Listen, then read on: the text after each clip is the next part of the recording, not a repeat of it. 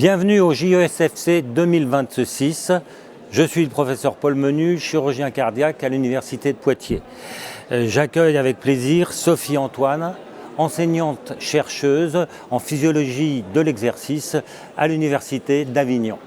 Pour bien savoir de quoi on parle, quelle est la définition retenue par les scientifiques pour la sédentarité ? On parle en réalité plutôt de comportement sédentaire et on définit comme un comportement sédentaire toute activité éveillée qui s'effectue à une intensité qui correspond à moins de 1,6 fois notre métabolisme de base. Donc quand je suis assise avec une faible tonicité, quand je suis allongée en train de lire ou autre, je suis pendant cette période-là sédentaire. Et le temps total cumulé sédentaire est un facteur de risque qu'il faut bien différencier de l'inactivité physique. L'inactivité physique, c'est le fait de ne pas remplir, ne pas répondre aux recommandations en matière d'activité physique, en quantité d'activité physique modérée à intense, plus du développement de la force musculaire, etc. Donc on est sur deux dimensions différentes. Je peux effectivement être active et en même temps avoir des journées où je passe plus de 9 heures en situation sédentaire. On peut être actif et sédentaire et toute autre combinaison est aussi possible. Alors, un article récent de la plus grande revue internationale, le Lancet, montre bien la gravité de la sédentarité.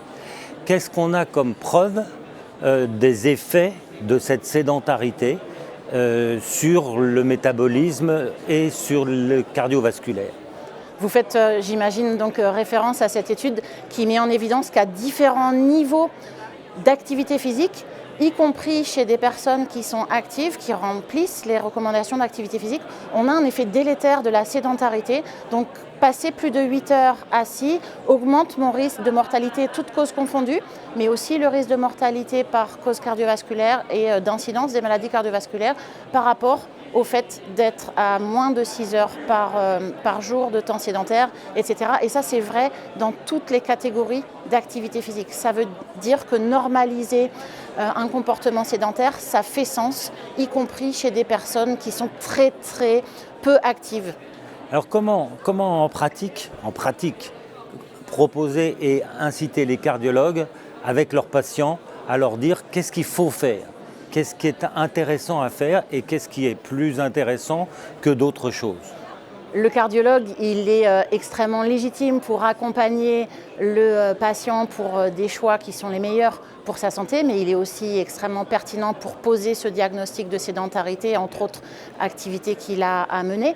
Mais c'est important qu'il soit aussi conscient que les interventions qui fonctionnent le mieux pour normaliser la sédentarité des personnes, c'est des interventions qui sont multiniveaux, qui vont de l'individu aux relations interpersonnelles, aux aménagements de l'environnement. Donc c'est vraiment, on a besoin d'interventions multiniveaux pour avoir des effets positifs pour la santé des patients. En conclusion, je pense que les choses importantes à ne pas oublier, le cardiologue a un rôle très important, mais le malade est responsable. Ce n'est pas le cardiologue qui va prendre ses baskets, c'est le malade ou le patient ayant des facteurs de risque qui doit lui-même être responsable. Le deuxième point très important, c'est que ça marche et c'est important quel que soit l'âge. C'est important chez les enfants, chez les adolescents, chez les adultes qui sont au travail et chez les seniors qui sont déjà dans une troisième phase. Et puis le dernier point, c'est que dans cette activité physique de lutte contre la sédentarité, c'est la régularité qui compte. C'est-à-dire qu'il ne faut pas faire des excès un jour et puis rien pendant le lendemain. C'est essayer de prendre, comme vous l'avez très bien signalé au début, un comportement qui va être régulier, 2 à 3 fois par semaine, faire de l'activité physique. Il est plus important de faire 3 km par jour que 21 km le samedi. Merci beaucoup.